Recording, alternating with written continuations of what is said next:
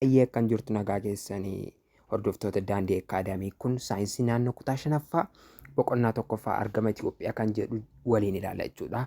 Nuyi Daandiin Akaadaamii jechuudha barumsa herregaa, barumsa saayinsii fi barumsa hawaasaa waliin ilaalla jechuudha. Kanaafuu kutaa 5 hanga 8 kan jirtan chaanaalii kana subscribe, like, share gochuun irraa fayyadamaa.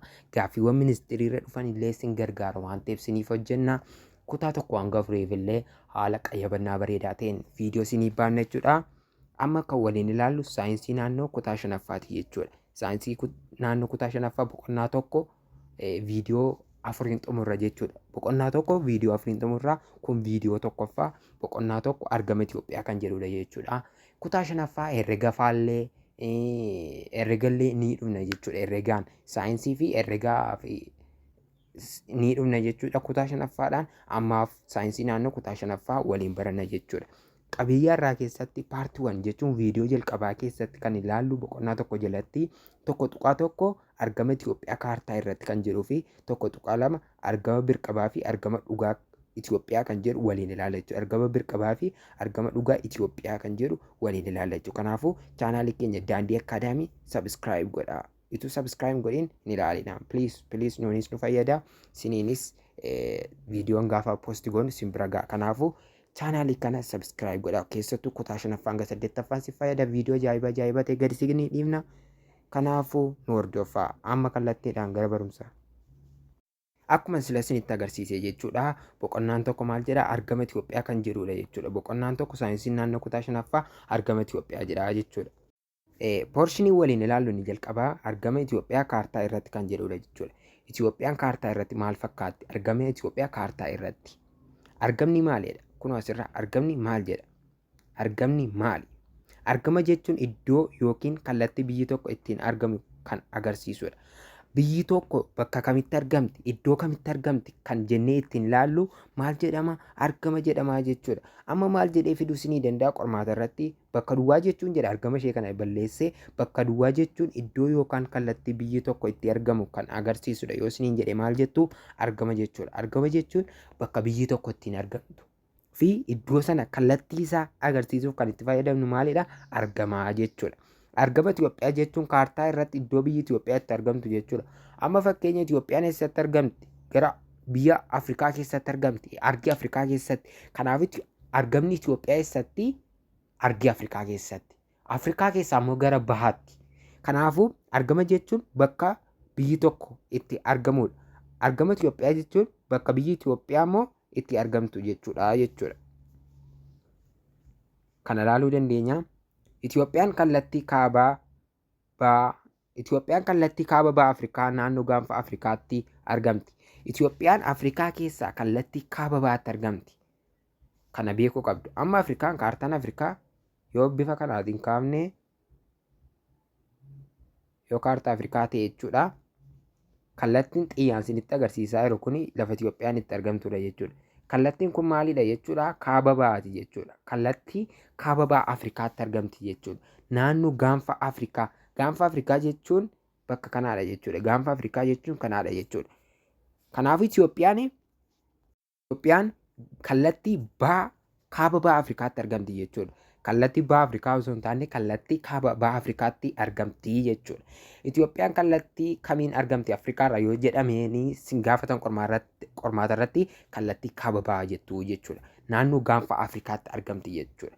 Gaanfa Afrikaa jechuun naannoo kallattii gara fiixee baha Afrikaatti jechuudha. Naannoo Afrikaa jechuun naannoo bakka gaanfa fakkaatti. Gaanfa Afrikaa jechuun fiixee baha Afrikaati. Fiixee baha Afrikaati. Itoophiyaan kaaba ba'aan Jibuutii. Kaaba ba'a jechuun kunoo kaaba ba'aan Jibuutii. Kuni kaaba ba'aati jechuudha. Kun kaaba ba'aan Jibuutii. Itoophiyaan kaaba ba'aan Jibuutii. Bahaa fi kibba bahaan Soomaaliyaa. Bahaa fi kibba bahaa jechuun bahaa ilaa kallattii kanaadha jechuudha. Bahi kallattii kanaan eessaan argamti? Soomaaliyaadha jechuudha. Kallattii kibba bahaa jechuun immoo kallattii kanaadha jechuudha. Kallattii kanaadha jechuudha. Kibba bahaa jechuun asiidha jechuudha. Asiidha. Kibba bahaa jechuun asiidha. Soomaaliyaa. Kallattii bahaan immoo Soomaaliyaa. Kallattii kaaba bahaan immoo Jibuutii.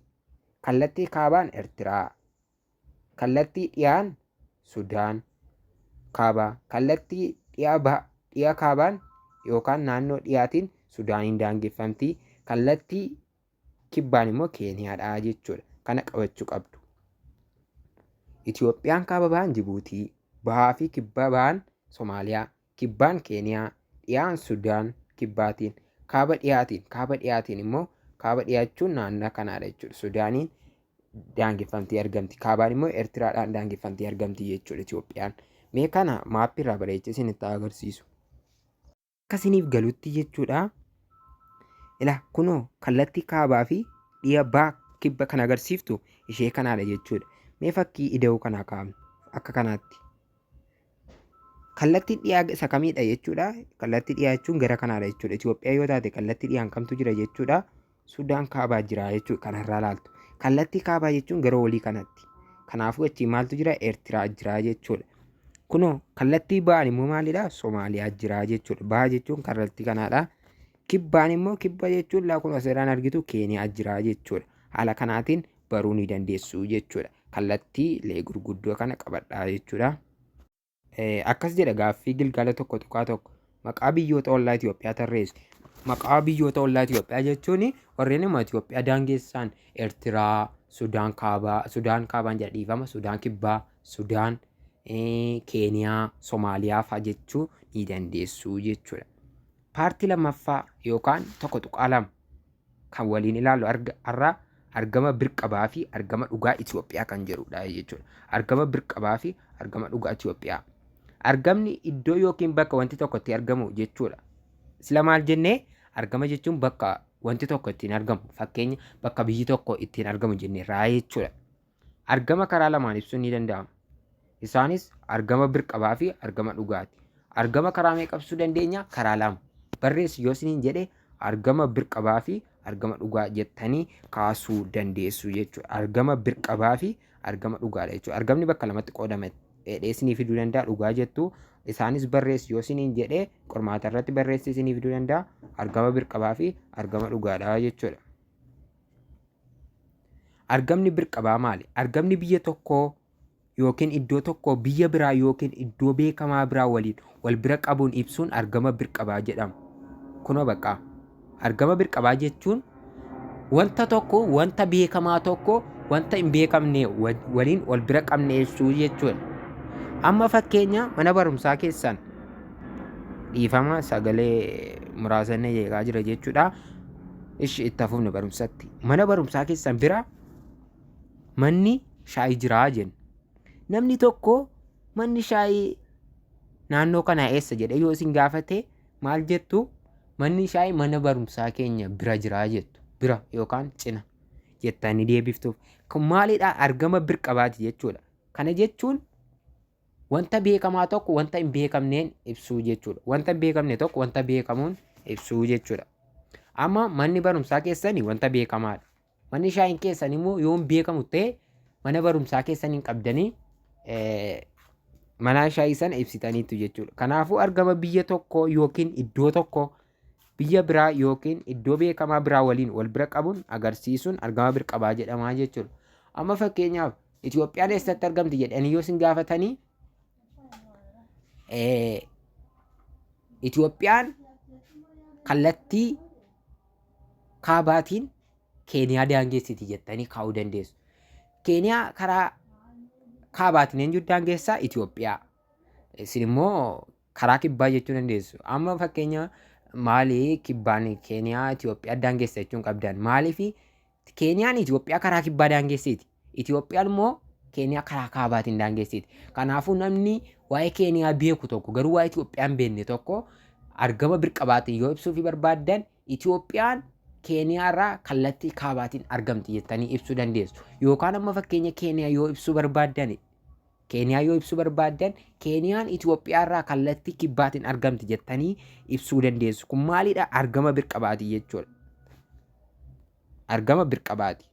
Argama birqabaa Itoophiyaa jedha. Gabatee tokko tuqaa tokko. Argama birqabaa Itoophiyaa. Kunoo biyyoota ollaa Itoophiyaa warra jedhaman Sudaan kibbaa, Jibuutii, Somaaliyaa, Eertiriyaa, Keeniyaadha jechuudha. Kallattii isaan ittiin daangeessan kallattii dhiyaa Sudaan, kallattii dhiyaatiin kaaba dhiyaatiin Sudaan kallattii kaaba dhiyaatiin, kallattii dhiyaatiin immoo Sudaan kibbaati. Kallattii bahaan yookaan kallattii kaaba bahaan Jibuutii jechuu dandeessu. Kallattii bahaan qabadhaa Jibuutii. Somaaliyaan kallattii bahaa fi kibba bahaan daangeessiti jechuudha. Eertiraan immoo kallattii kaabaan, Keeniyaan immoo kallattii kibbaan daangeessiti. Kana qabadhaa jechuudha. Firoomsirrallee isinii dhufuu danda'a, filannoorrallee isinii dhufuu danda'a jechuudha. Kuni kaartaa fi biyyoota ollaa Itoophiyaati jechuudha. Argama birqabaa laalleera. Argama dhugaa. Argama dhugaan argama naannoo yookaan biyyi tokko sarara yaada dagalee fi gadeetti fayyadamuun argama sirrii kan ibsudha jechuudha. Argamni dhugaa maalidha?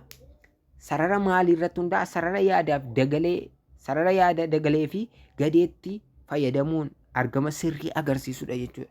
Argama sirrii digirii meeqaan akka argamu, kallattiin kaabaa maaliin akka daangeffamu kan ittiin argisiifnu argama dhugaadha jechuudha. Argami birqabaa wanta beekamaa hin taane wanta hin beekamne tokko ibsu wanta beekamaa fayyadamne. Argami dhugaan immoo sarara yaada dagalee fi gadeetti fayyadamuun agarsiisuu jechuudha.